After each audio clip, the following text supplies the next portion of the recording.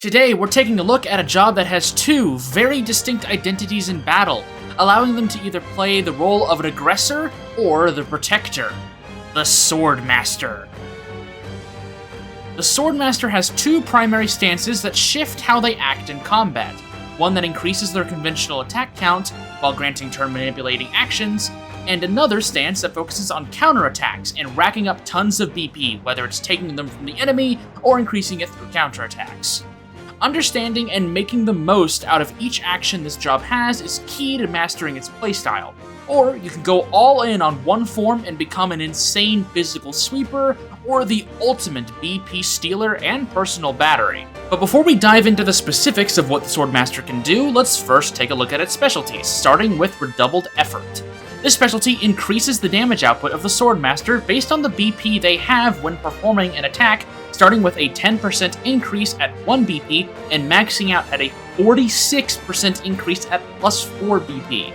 Now, this means that as you attack multiple times in one turn, the bonus you get from Redoubled Effort is getting smaller, as unlike with other passives that snapshot your BP at the start of your turn, this specialty snapshots your BP before every action taken. Still a powerful buff that is in addition to other attack buff multipliers, making it quite useful in buffing the Swordmaster's damage when they go all out, and you don't need to fill a passive for it. Next is Double Duty. If you were to equip the same weapon type in both hands on your Swordmaster, they will then activate any sub-job specialties that they have currently equipped.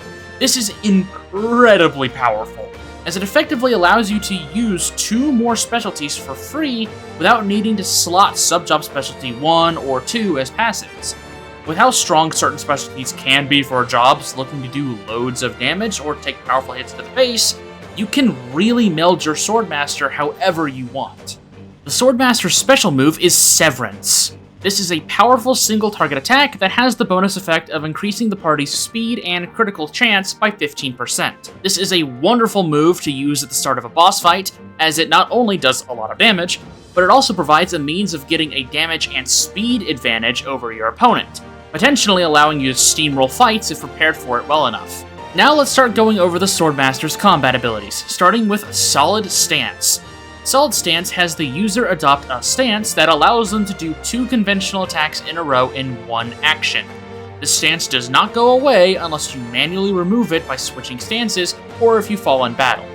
Solid Stance alone effectively doubles the damage output of your Swordmaster's regular attacks, but it also helps any passives or abilities that affect your conventional attack as well, since you've effectively doubled the amount of those you're going to be using during a turn. Use this stance to make use of passives that change your conventional attack, like Mug, which can let you steal while you use regular attacks, Indiscriminate Rage can turn your attacks into AoE, which you can then double, or Drain Attack, which will restore HP based on a percentage of damage dealt with these conventional attacks. There's a lot that you can do with this stance by itself, but that isn't the only thing Solid Stance provides.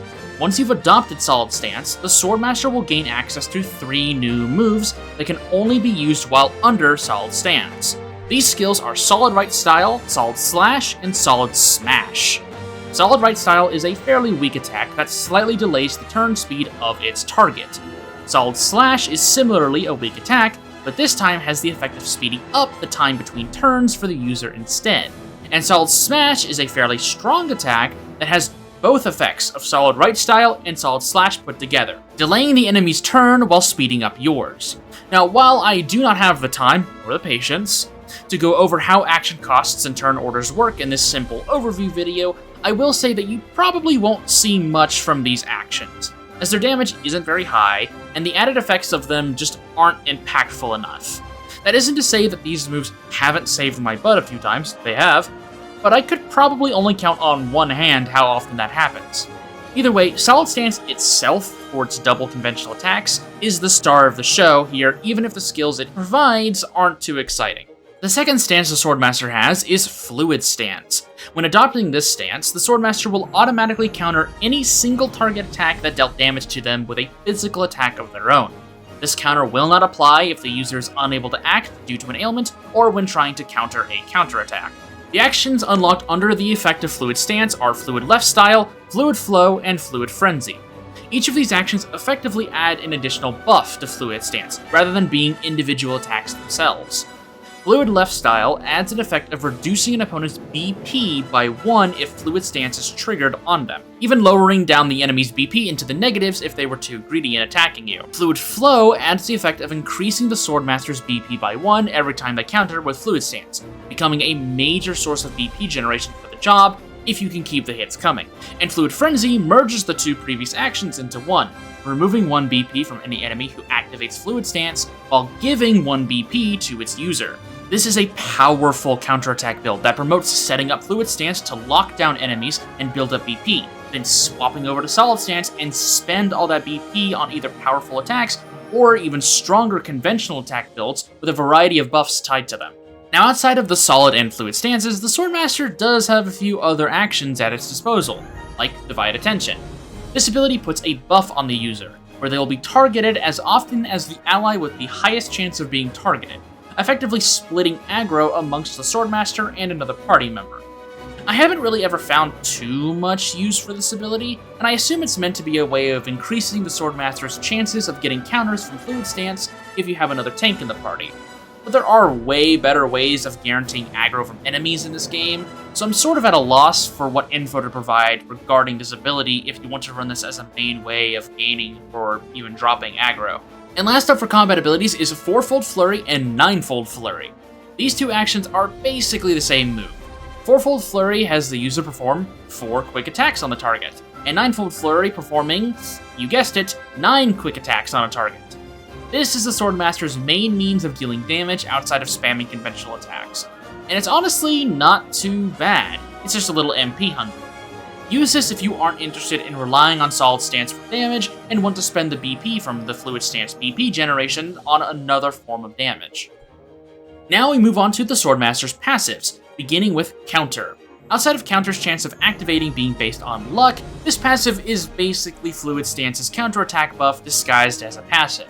You can use this passive to try and land counterattacks outside of Fluid Stance or on other jobs if you want the extra damage any chance they can get. Counter still follows the same single target and ailment rules of Fluid Stance, by the way. Next is Out with a Bang. When the user of this passive is KO'd in battle, they will explode and deal powerful physical damage to the entire enemy team, or the ally team if they were the ones who killed them. Any damage buff that was on the user when they died will still apply to Out with a Bang's explosion, which can lead to some really funny builds where you actively build 1 or 2 of your party members with as many damage buffs as you can muster, and then having them detonate like a pile of C4 on the enemy in a blaze of glory. The cool thing about this passive is that it isn't a one-time thing. You can get right back up and explode again if you so desire. Next up is Two Hands Are Better Than One, or better known as just two-handed. This passive will allow its user to equip a sword, spear, axe, or staff, and it'll be held with both hands. This results, surprisingly, in a 40% increase to the user's physical attack and magical attack, along with a buff to their restorative power. Use this if you want to avoid the weight problems of dual wielding, and want some kind of power boost for magic, healing, or physical damage. And last up for passives is Multitask. When performing a conventional attack, there is a 33% chance that an additional quick attack will be performed that doesn't cost BP or count towards activating enemy counters. This is affected by luck, so it can be manipulated by various sources for an even higher chance of it activating. This pairs incredibly well with Solid Stance, as it essentially means that you have a chance of pulling off a crap ton of conventional attacks, and while Multitask may just be a little bit of extra damage, that can add up really fast with how many actions you'll be taking per turn on this job. So, looking at what we've got right now, the Swordmaster can stand stance between being a potent conventional attacker with some light turn manipulation and a BP stealing counter-focused tank. Two very different playstyles that still somehow work well into each other in surprising ways. Now, when looking at sub-jobs, you have quite a few options, depending on how you wish to devote your action economy when using the Swordmaster.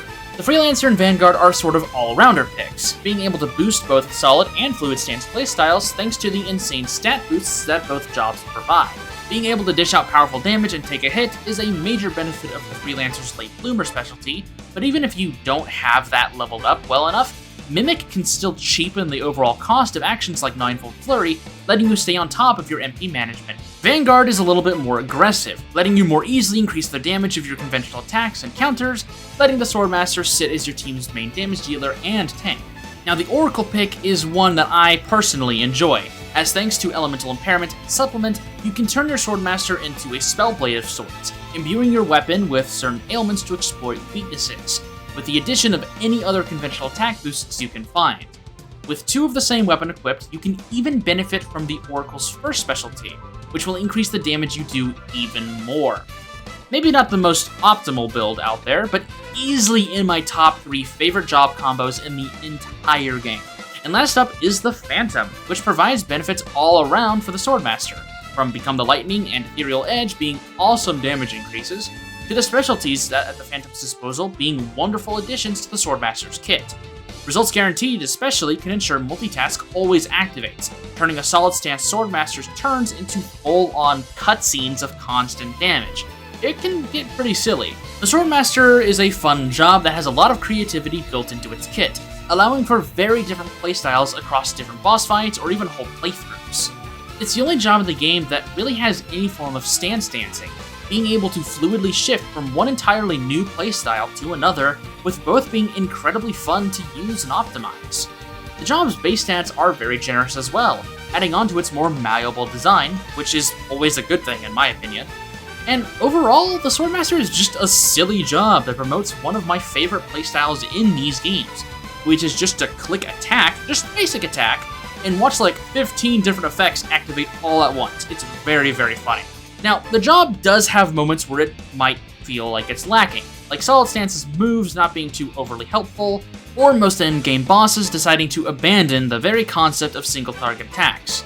But when this job works, it works so incredibly well that I always come back to it anytime I boot up Bravely Default 2 for a new run.